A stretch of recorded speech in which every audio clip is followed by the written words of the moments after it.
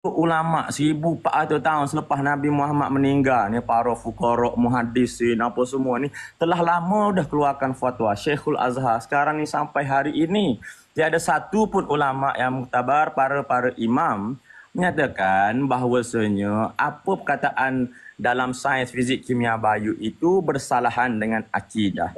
Itu maksud dibenarkan. Dan bukan Malaysia saja kalau nak kata mufti Malaysia tak buat kerja. Sahibus samahah tidak kerja. Semua mufti di seluruh dunia pun masih lagi tak menyatakan satu pun fatwa begitu. Jadi mufti tahulah awak kerja dia. Kita ni orang awam. Jadi pelik mengelirukan orang. Bila kita bercakap tentang tauhid sedangkan kita tidak mengajar tauhid. Kita tak lepas lagi tauhid. Kita sendiri tak lepas lagi. Tak siapa lagi pada agama bab tauhid. Jadi lagi terkeliru bila orang yang tak sampai berbicara apa yang dia tidak sampai. Kena faham kat situ. Sampai hari ini tiada satu lagi ulama menyatakan fatwa begitu.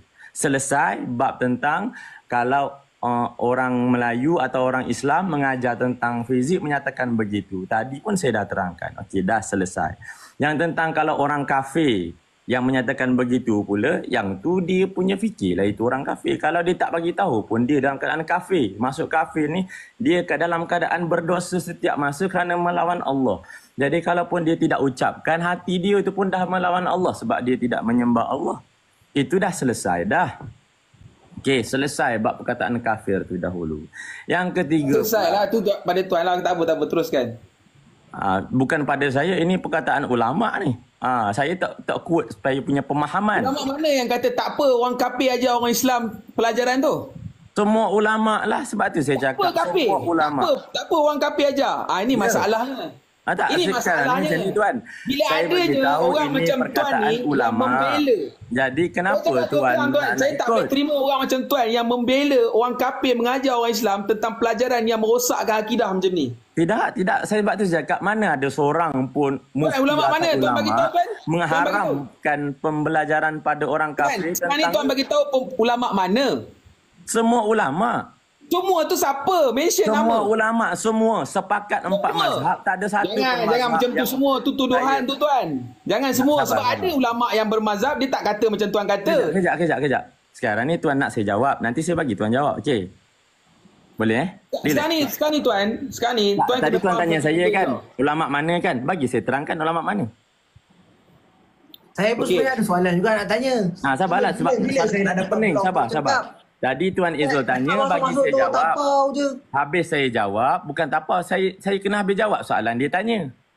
Tuan jangan panjang-panjang melirik sangat. Tuan tanya soalan tu panjang. Sebab tu saya cakap berhenti satu, saya jawab satu. Kalau tuan tanya 5, saya jawab satu.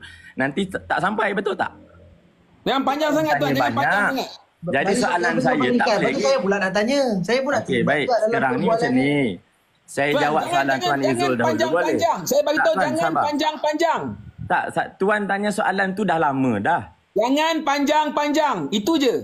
Jangan panjang-panjang, tak sampailah ilmu. Nak belajar tentang tauhid tak nak panjang-panjang. Nak belajar di sini penjelasan, bukan di TikTok tuan. Tuan pun tahu.